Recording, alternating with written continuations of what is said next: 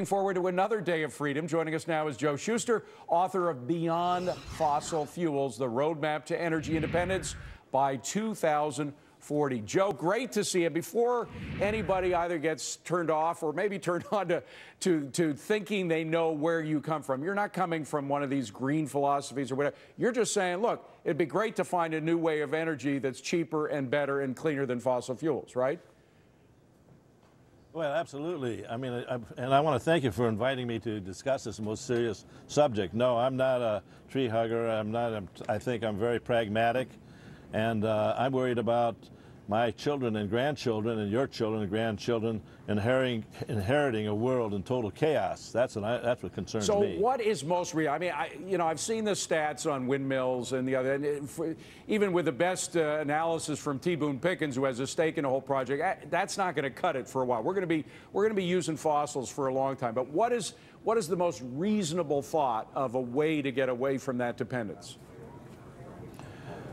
Well, we're going to need all the fossil fuels we can put our hands on, every drop of oil and every cubic foot of gas, just to make the transition from where we are today to a completely clean, renewable and eternal energy regime. So it's not like fossil fuels will go away, but we do have to get away from them because we're running out and they're poisoning the earth. I mean, let's face it. One of the things that they just had a congressional hearing where Secretary Chu was asked, what will our energy mix look like 30 or 40 years hence? He couldn't answer it.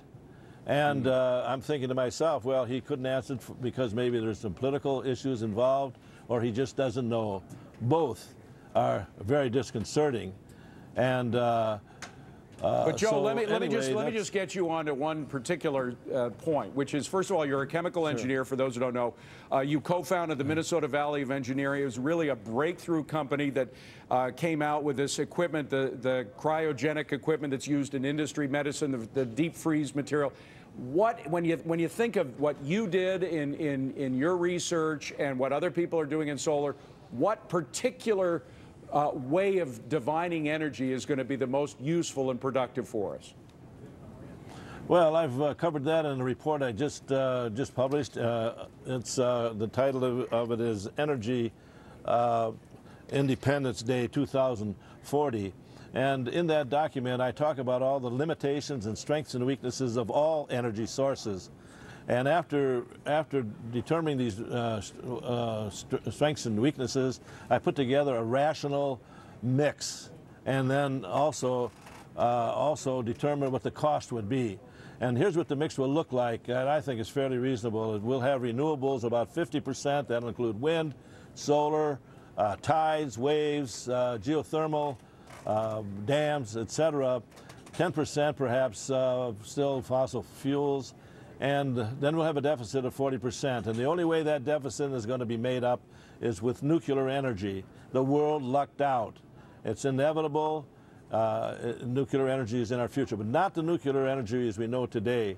We'll be using fast neutron reactors, which will use for fuel the waste that we were going to throw away in Yucca Mountain. And then we're going to burn it in a fast neutron reactor.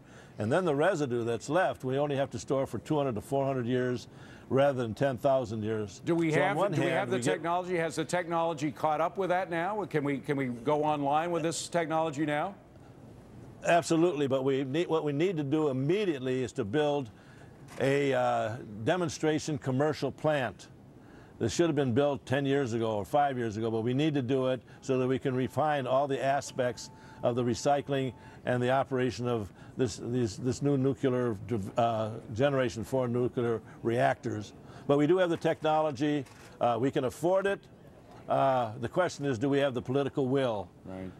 We need the government involved. These reactors were developed in our own national labs, and the rest of the world is working very hard to catch up with us. We still have the best technology in the world, and it's a great export opportunity. But if we keep sitting on our backsides, the rest of the world is going to catch up and then pass us as they've done with some other technologies. Very slow to get on the nuclear bandwagon. Absolutely. Well, Joe, you're a terrific guy, one of the few non-ideological people in this debate. We need you. Keep chiming in. We appreciate you coming on. Come back and see us again, Joe. Appreciate it. Yes, I'll tell you, David, I'd like to come back and discuss the business and the economics surrounding this whole transition to renewable. We'll have you back to do that, Joe. Absolutely, absolutely. We're not going to forget about you, Joe Shuster, Beyond Fossil Fuels. Thank you very much. Good to see you.